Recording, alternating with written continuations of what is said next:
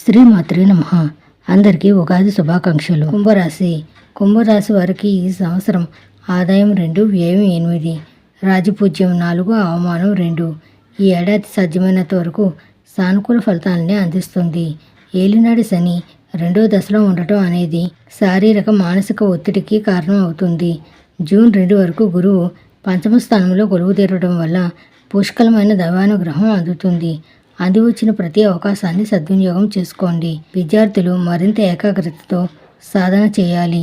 June నుంచి గురువు 6వ ఇంటికి వెళ్ళడం రుణ సమస్యలకు ఆస్కారం కల్పిస్తుంది. శని ద్వితీయంలో ఉండటం వల్ల ఆరోగ్యాన్ని కాపాడుకోవాలి. షష్టకేతువు శత్రువులపై విజయాన్ని అందిస్తారు.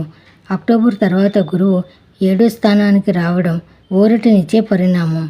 ఆంజనేయుణ్ణి ఆరాధించాలి. నిత్య రామనామాన్ని స్మరించాలి. ఈ ఏడాది జూన్ ప్రారంభం వరకు ఈ రాశి వారికి పట్టపగ్గాలుండవు.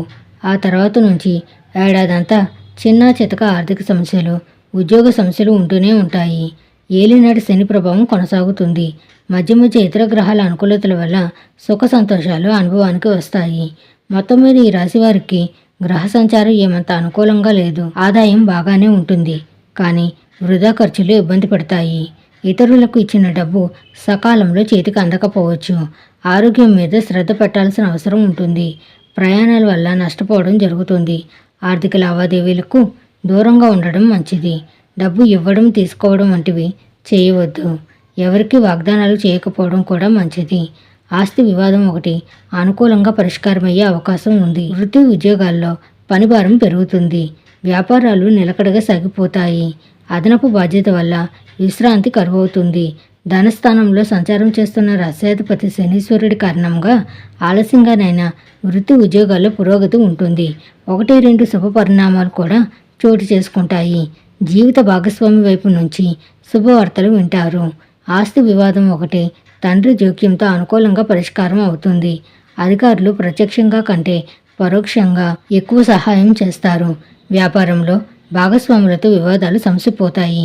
రాజకీయ వర్గాలకు సమయం చాలా వరకు అనుకూలంగా ఉంది. మంచి పరిచయాలు ఏర్పడతాయి. 1, 2 వ్యక్తిగత కుటుంబ సమస్యలు పరిష్కారం అవుతాయి.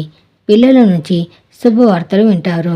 కుటుంబ సభ్యుల మీద ఖర్చులు పెరుగుతాయి. కొద్ది ప్రయత్నంతో ఇంట్లో శుభకార్యాలు జరిగే అవకాశం ఉంది. విద్యార్థులు శ్రమపడాల్సి వస్తుంది. దాంపత్య జీవితం సజావుగా సాగిపోతుంది. ఉద్యోగ పెళ్లి సంబంధాలు సానుకూల పడతాయి. ప్రేమ వ్యవహారాల్లో కొద్దిపాటి ఇబ్బందులు తప్పకపోవచ్చు. శుభం భూయాత్.